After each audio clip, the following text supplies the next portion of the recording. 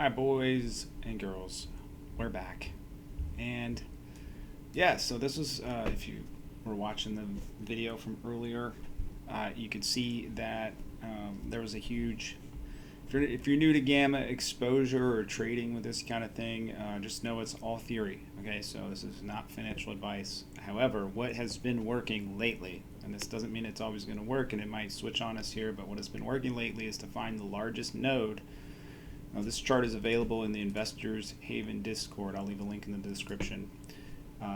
Find the largest node, the newest large node, or one that's been there for a long time. You just got to kind of track these things over days. I would suggest find 2 or 3 tickers that you can watch on a regular basis. That way you'll learn the patterns within the gamma exposure, and you can understand sort of where the market makers or where the market is going to try. And because there's always this sort of inner movement, inner motion to get the market to a certain level. There's always these flows that are trying to drive it to pin. Like it serves all the dealers and all the liquidity providers and market makers. If the market can pin, it typically is going to be in their best interest. So when the markets are in an environment like we are right now, where the VIX is almost suppressed because there's just so much of it still for dealers. They just have so much supply. So every time it goes up, it gets sold. Every time it goes up, it gets sold. But it doesn't really ever get sold that hard. It's just kind of stuck at a level, because there's still a lot of folks that are trying to hedge. There's still a lot of folks there's a lot of fear out there, quite a bit. Anyways, what happens is that sort of puts the market into a situation where it can't really break out up or down for the most part. And when it does, it retraces and gets super frustrating, especially for newer traders, or really any traders, especially if you're a breakout trader. This ain't the market of 2020, 2021, where every breakout was follow through. There's just no follow through anymore, because the markets are under this compression of volatility, and it's not really obvious in the VIX. It still looks like things are fearful, but it's just being compressed. So every time we see a big node like this, the reason why I looked at this and said, okay, we're pinning 3850, was because this 3850 was not here on Friday. And so when open interest opened up this morning, we saw OI gets updated every morning, so we don't know what the open interest is going to look like until tomorrow. And so the picture will be totally different. But here's what it looked like this morning when the open interest was updated. We were in a negative gamma environment. That's what this top line means. And then for the expiry, so that's for 98 days to expiry. The expiry for today was starting out negative, and we actually opened up right underneath these volatility triggers. So that's the point where the market goes positive or negative gamma. If we open below, it becomes a resistance. And so this is why I said we're likely going to pop into the resistance. I didn't know how high it was going to go. It really didn't go that high. I thought maybe it would at least try for 3890 or 3900. There was no attempt at that. It could not get through either one of these. And then it was going to essentially be drawn towards this huge level here at 3850. And the reason why I said 3850 is because it's within an expected range. This level here, too far down. And it was probably this 3800 which caused the afternoon squeeze, was just because folks were getting a little too antsy on the bear side. I think maybe there was just a little bit too much put gamma too far down. It's just too far outside the expected range. There's just not enough time for the market to get there, especially without a huge catalyst, especially under the market pinning environment.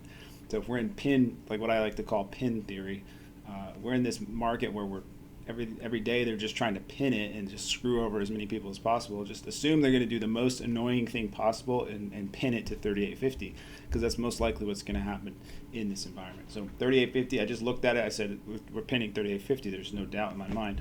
And so here's the picture from before the market opened. So you can see what time this was taken. 8:30, basically 3 minutes before open, because I'm sorry, an hour before open, because it's Eastern. So this was taken, open interest had updated. Here's where we ended up. Look at all the gamma right there. 3850 on the dot. And they actually moved the volatility trigger down as time was going on. So if you're watching this picture throughout the day, you could see that the volatility trigger was being brought down. I'm not going to go into the details of what that means or why, but you typically don't want to see that volatility trigger coming down with the market. That's not it's not really that great of a thing. Now, it could be if they can open us. It makes it more likely that they might be able to open us above that. If they open us above the vol trigger, then you can use that as the open support to catch a bounce. But you would need some gamma exposure to start building up into these levels for you to be able to support a trade like that. Be able to see that. So yeah, looking, as soon as I saw this 38.50, exactly where we ended up. Basically, this was the closing. This was the closing picture. I think we closed a little bit higher, probably 38.60, just on like the late 3-minute bounce or something. But right when this was taken, it was basically pinned. It wasn't quite the end of the day yet. Yeah, 3 minutes left. So hopefully that anybody that's actually following this and trying to learn this, hopefully that makes a little bit of sense. I would highly recommend you figuring out how to follow a ticker and understand what it means, what the gamma means in relation to time, and what the gamma means in relation to volatility. Those are your only two concerns, really. And I like to look at this as, okay, so, folks are building up their put positions here at 3,800. It's too far down, so they're likely to get squeezed. The only way these folks get essentially their magnet to 3,800 is you have to be able to break this level, but this level is just so much bigger. It's almost 3 times that. It's a time and a half the size of this one. So, you're going to have to see either a much bigger buildup here or this level to break. And but you still had this level to get through, even to get to 3,800. So it's likely not to go to 3,800. Like all day, I was just looking at selling SPY 38 or 380s, because I just knew that there was a very, very, very low chance that this was going to waterfall to 380. Even though it got to like 383 or something, I was basically looking at it like that's probably the low. That was around where we're at 38.50, and you can see the chart all day. It was just 38.50 was the support all day. Boom, boom, and then we close right there. And everybody's going to be looking at the head and shoulders. So that's fine. Right here, I was basically looking for this pattern to develop. Because once we got up into these volatility triggers, I knew that this magnet was still here. It was likely just to draw it right back down. And you're likely going to create the head to shoulder pattern. So using this theory that I've developed or whatever, I was able to essentially in my own head see the head and shoulder pattern developing before it even showed up. Knowing that this was going to be the shoulder here. There wasn't enough time. They squeezed the 3800s. They were not able to squeeze the 3850s, so it's coming right back to 3850. And essentially, there's that break of that neckline right there. They're creating the neckline. So typically, with these huge support levels or resistances, you want to wait for a pattern to develop first. If you're waiting for the break on the support. So, like for example, if you're getting a huge flush here right into a major support, it's likely to bounce there. And you might learn this from a lot of other people too.